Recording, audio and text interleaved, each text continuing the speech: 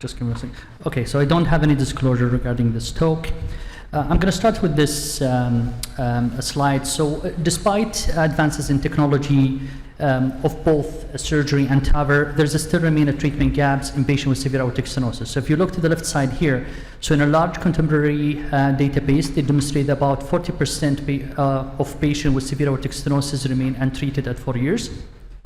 And on the right side here, you can see if you leave these patients untreated, their prognosis is worse than severe metastatic cancer. So the question here, why those patients is being not treated? And I think a lot of it because when we see those patients, they don't have symptoms, and we tend to wait and watch those patients for the symptoms to develop, and then we miss a lot of them. So that leads us to the question: is severe aortic stenosis with no symptoms, is it really bad? If you look to the current literature, there are two schools of thought. On the left side here, you can see an editorial by Dr. Lindman and Dr. Braunwald, who they believe that the time has come to recommend IVR for asymptomatic patient, and we should act now. However, on the right side here, another editorial by Dr. Nishimura and Dr. Bono, who they think that it might not be time for routine valve intervention in all asymptomatic severe aortic stenosis. If you go all the way back to 1968, you can see this is the classic diagram of Braunwald curve. This has defined the treatment for the past 50 years.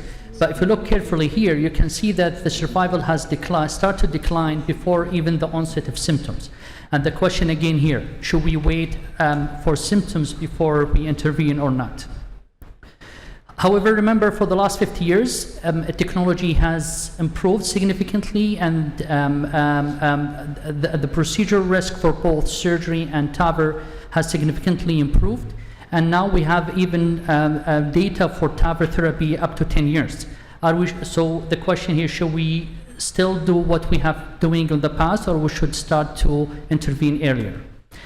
If you look to the current American guidelines and the 2021 European guidelines before recent update, you can see they provide class 1 recommendation for symptomatic patient, and for asymptomatic patient, they only provide class 1 indication if you have LV dysfunction, if you're going for other cardiac surgery, or if you have symptoms with exercise.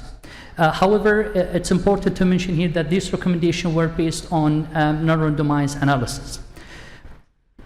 Recently, there has been data growing that severe aortic stenosis, it's not a benign disease, we know that, but the pathological consequences of aortic stenosis is not limited to the aortic valve orifice. It can extend to other cardiac structures beyond the aortic valve, and those can start before the onset of symptoms and before LV dysfunction, and can lead to a worse outcome even after aortic valve replacement.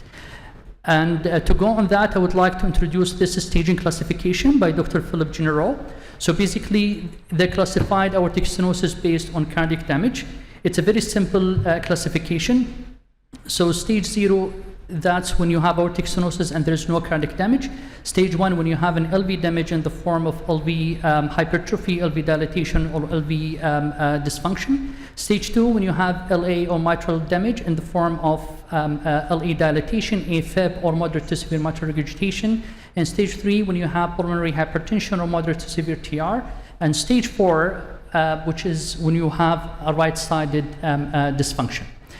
And they have done a lot of studies to validate this staging, and you can see here they applied this staging classification to more than 1,900 patients. And you can see here that the majority of those patients, they had stage 2.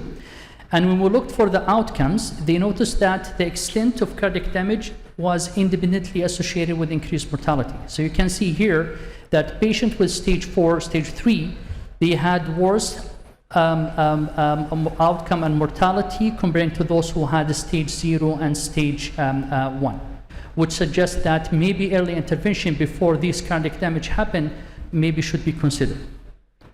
They also applied this staging classification to TAVI population in patients from partner trials, and again, they showed that the high cardiac damage do you have at baseline, the worse the outcomes and the worse quality of life at 1 year after AVR.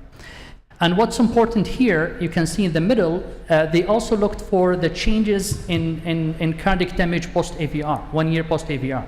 And you can see here only 15% of those patients, they had improved in cardiac damage. However, 85% they remain unchanged or even deteriorate, and that was associated with poor outcomes. And that's, I think we can learn 2 points from here. That's probably valve intervention is undertaken too late until we have irreversible cardiac damage. And that's also raised the concern that maybe early intervention should be done earlier to prevent the extension of cardiac damage, and that might result in long clinical outcome. They also, in another meta-analysis, they also looked for this cardiac damage classification in more than 12,000 patients. And here they included patients with symptoms and asymptomatic AS. And again, the higher the grade of cardiac damage you have, the worse the outcomes. But what's important here is this: both patients with symptoms and both symptomatic and asymptomatic patients had similar results for each stage, which tell you that the presence of symptom probably doesn't matter. What's matter is the degree of cardiac damage that you have at baseline. So the question here: when should we offer valve intervention? And I think the optimal timing is to start before cardiac damage happen, which is at stage 0 and before stage 1. And that's before left ventricular decompensation is starting to develop. And we shouldn't wait until it's too late and there is irreversible cardiac damage. We have 4 randomized controlled trials since 2020. They looked at this. First trial called Recovery Clinical Trial. It's so they include a small number of patients, 145. They were young patients with a critical AS patient, and those patients, they were randomized to either SAFER versus conservative care. And you can see here at a median follow-up of 6 years, the primary endpoint of mortality and death was significantly lower with early surgery. Second study called Avatar. Again, it's a smaller study. They include younger population with mean age of 67. They were low risk. And you can see here at 2 years, the primary endpoint of death, MI, stroke, heart failure, hospitalization was in favor of early surgery. Now we have 5 years follow-up. And you can see here the primary endpoint remained better with early surgery. There was also a significant difference in terms of all-cause death and heart failure hospitalization, which is in favor of early intervention. However, despite positive signals from these 2 trials, I think you have interpretation of these findings has to be in cautions. These both studies, they have several limitations. They were underpowered with a small sample size. They include very severe AS patients. Most of the patients were young, and that does not represent the majority of our TAVR population. And 61 of the patients in the recovery had bicuspid valve, and asymptomatic status was not confirmed with a systematic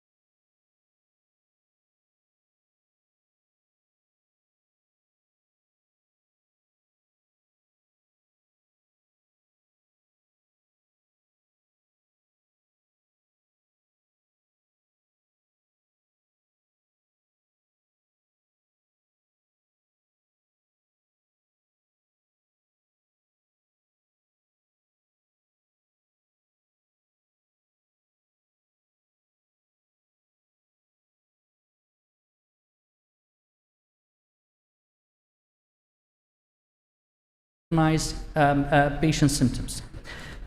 Mean age was about 75, so they were elder. Patients in general were low risk surgical risk with a mean STS score of 1.8.